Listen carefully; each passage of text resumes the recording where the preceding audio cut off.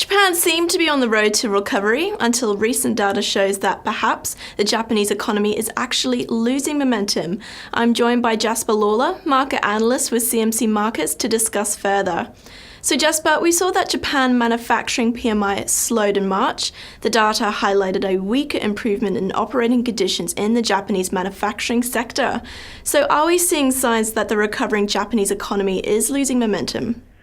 Yes, I think that is the big worry here, that given the level of stimulus that the Japanese economy has had, is that even though we have seen some pickup in the quarters past the hike in transactional tax, which really threw the economy briefly into a wobble, it's not been quite at the pace that you would have hoped.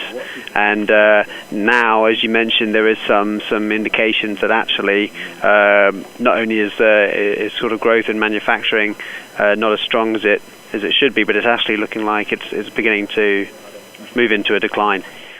The fourth quarter saw Japan's economy grow much less than initially thought as capital expenditure declined, indicating that a rebound in consumer spending is not encouraging business investment.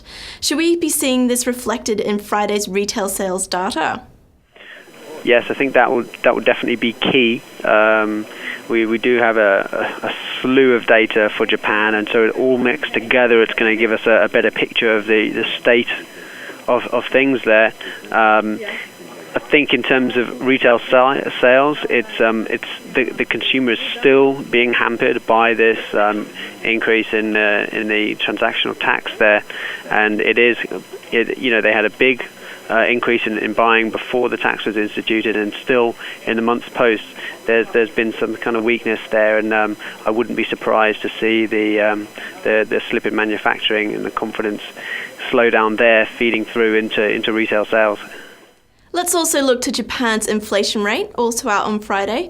The Bank of Japan has kept its massive monetary policy stimulus intact, as expected, but many are still calling for further action. So given this pressure, should we be seeing significant results on Friday?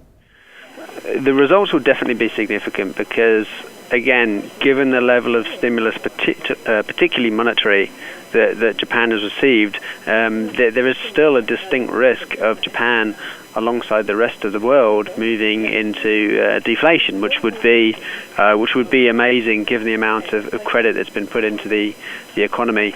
So it will be key, and given that the Prime Minister Kuroda was given a new mandate when he was called the snap elections to increase the three arrows and his project to improve the economy, it seems like the data is getting to the point where it might actually justify further action on his behalf, particularly given the sort of counteraction from the European Central Bank. The Japanese policy of quantitative easing is made a little less effective when the European Central Bank has its own policy countering it, weakening the euro. Jasper Lawler from CMC Markets with me there. That's all from myself for now. Be sure to keep clicking back to Dukes Copy TV for more exclusive interviews just like this. Bye for now.